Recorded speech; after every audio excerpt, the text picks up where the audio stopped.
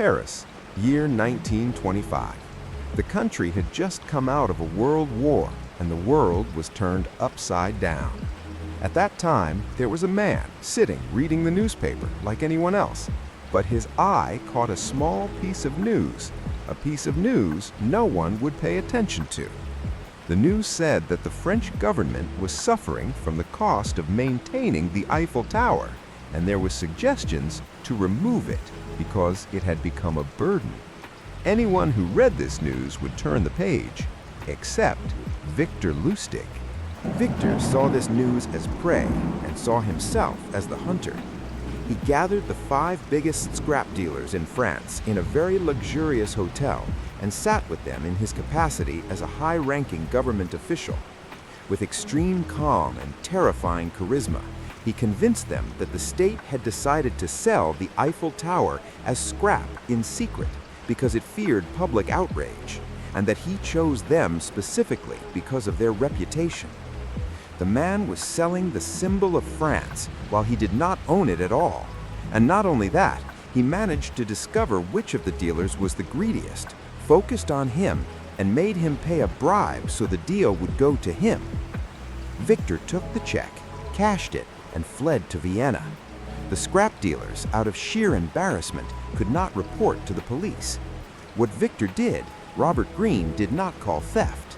He called it art, the art of playing on the strings of the human psyche. Welcome, gentlemen. The story we told is just an example of the art of seduction. As I said before, I am not glorifying evil nor teaching you bad intentions. Today we will talk about a book considered one of the most dangerous books, The Art of Seduction by Robert Greene. This book must be handled with caution because it is not just a book that gives advice. It is classified as one of the most dangerous psychological books that explains the art of control and shows you the keys that manipulate people's minds. The story we told at the beginning is to tell you that seduction is not a look or a love story between 2 people. Seduction is the art of controlling minds and fabricating influence, and how to make a person, whether your boss, your client, or your friend, hand you their mind, even willingly. This is a psychological war that begins the moment you see the map of the person in front of you. The art of hunting the victim. Here, Robert Greene takes us into a completely forbidden zone in human interactions. He reveals a terrifying truth. Every person you deal with, no matter how strong, dominant, or even aggressive, actually has a psychological void inside him that he himself cannot fill. Inside him is a scared child or a person searching for importance. The dangerous secret the book explains is that control is not through muscles or loud voices. Real control begins when you are the only person who sees the point of hunger in the person in front of you and knows exactly what he is thirsty for: appreciation, safety, confidence, or someone to carry the burden of decision-making. The moment you touch that string and start feeding it, the person in front of you becomes like a ring on your finger, not because he is weak, but because he found the psychological drug with you. You became the only person who makes him feel self-sufficient or fills what he lacks. This is the peak of mental seduction and cunning. Mastering this art is summarized in hidden guidance and brilliance, planting the idea in the victim's mind and making the victim serve your idea while fully convinced of it. That is exactly what the legendary con man Victor Lustig did in the Eiffel Tower story.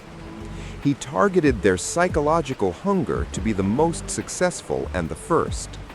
He planted inside them that the deal was secret and dangerous and required sharp intelligence. Instead of asking them for a bribe, he created circumstances that made them fight to offer it, each thinking he was the wolf of the market who seized the opportunity of a lifetime, while in reality they were just tools executing Victor's plan, puppets whose strings he pulled simply because he saw their point of hunger. Now that you know the whole game revolves around the psychological void, I will tell you how to fill it so you become the controlling genius. And cunning. The ideal lover. There is a character in the book that Robert Greene calls the ideal lover. The ideal lover does not necessarily have to be handsome or rich. He simply masters the game of reading suppressed dreams. The danger of the ideal lover is that he does not ask anything from you. He only gives. He is like a magical mirror that shows you yourself in the version you always wanted to be.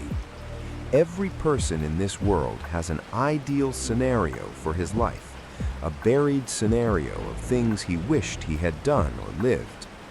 If you are a person who has lived a routine, boring life, the ideal lover appears to you as the bold, reckless one, making you feel you lived the youth you lost just by being with him. If you are overly emotional and people have exploited you, he appears as the tough, smart one you wished you were, so no one would step on you. The ideal lover does one thing only. He lives that role on your behalf. He places you in a parallel reality more beautiful than the one you live in. Here, we must recall the story of Sigmund Freud, the founder of psychology.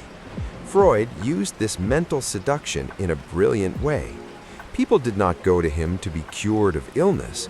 They went searching for meaning, to find someone who explained their inner secrets and made them feel that their strange thoughts and dreams were not madness or weakness, but the unique fingerprint of their makeup. Freud did not promise healing. He promised understanding.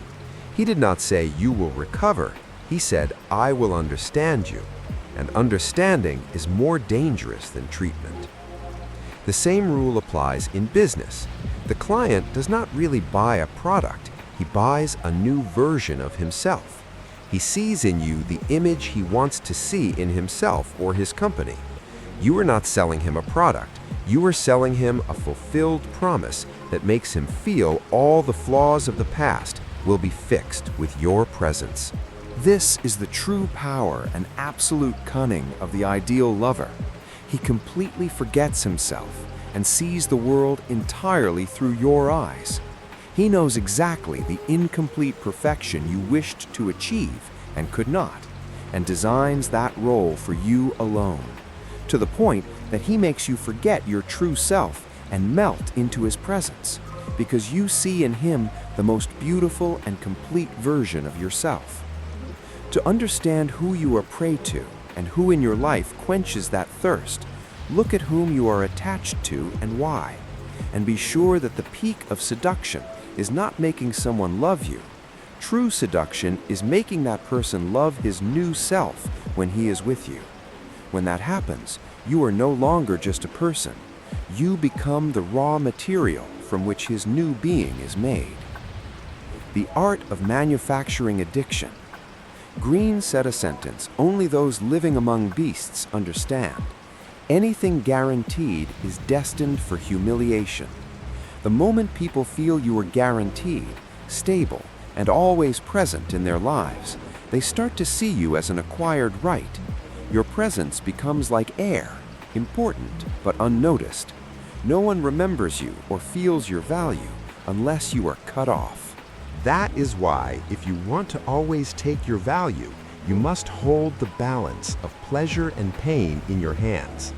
Saturation kills desire, and hunger ignites the fire of need. Drown them in your safety and care until they relax and surrender, and at the peak of that stillness, disappear. Pull the rug of comfort suddenly and make them taste coldness and calculated deprivation. This plan wakes them up and destroys their psychological defenses, making their mind revolve around one question: where did he go? What did I lose? At that moment, you transform from an available person into a prize they must fight to reach. You are not cruel here. You are reminding them of your real value. Because humans, and this is a slightly sick truth, hoard those who seek their approval and sanctify those who hurt them. This is exactly the style of the elusive coquette mentioned by Greene, embodied by Napoleon Bonaparte's first wife. Napoleon, who commanded armies and shook empires, became like a small child in front of her because she mastered calculated coldness and the engineering of relationships, approaching and withdrawing, giving a dose and pulling it away, keeping him hungry until the strongest military leader of his era wrote her letters begging for her approval. The lesson here is harsh but real. Be like medicine. Its bitterness is part of its effect. Your absence is a crisis. Train those around you that your approval is a prize they must work to reach, and that your anger is costly. Control has a price, and the price is stepping on your heart a little and becoming the engine that moves them, sometimes with reward, sometimes with threat, until you become the addiction with no cure. The art of absolute certainty. This method will not make people love you, and that rarely happens anyway, because love was never the real goal. Love and emotion are tools we use. They come and go. What is more dangerous than people loving you is becoming a direction they believe in and follow. When you give a person what he lacks at the moment of his confusion, he will not just love you, he will see you as a compass and may very well follow you. People are full of doubt, not because they are weak, but because the inner whisper of every human always fears the future and creates a halo of terror around the unknown. That is why the majority always looks for someone with absolute certainty to follow and consider a leader. This art leads you to sell people salvation from hesitation. No mind can argue with a mind that sees everything as inevitable destiny. Your power, wisdom, and reaching complete certainty are not easy. You will lose a lot on the way.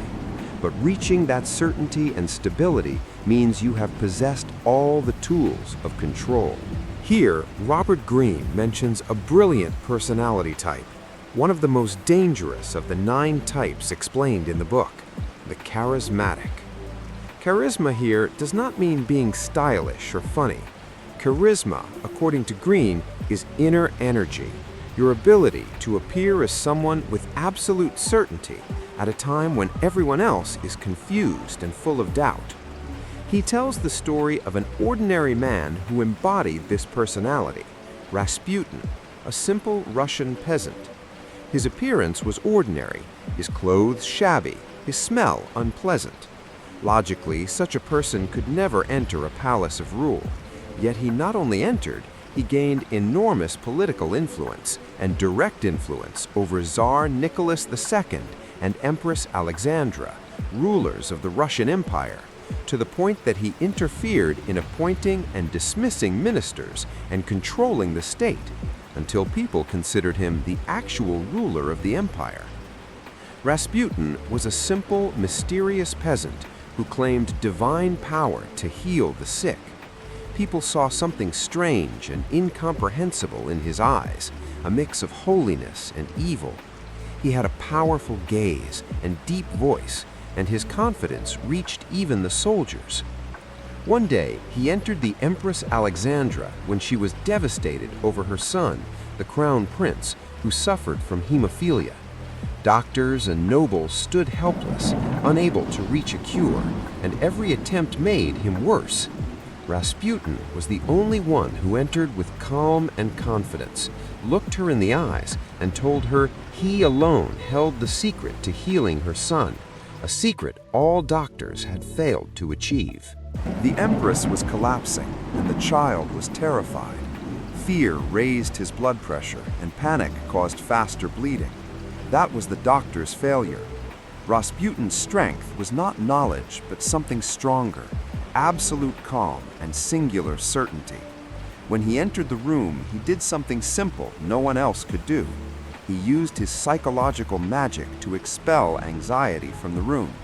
The calm he transmitted lowered the child's blood pressure, allowing his weak clotting to work, and the bleeding stopped instantly.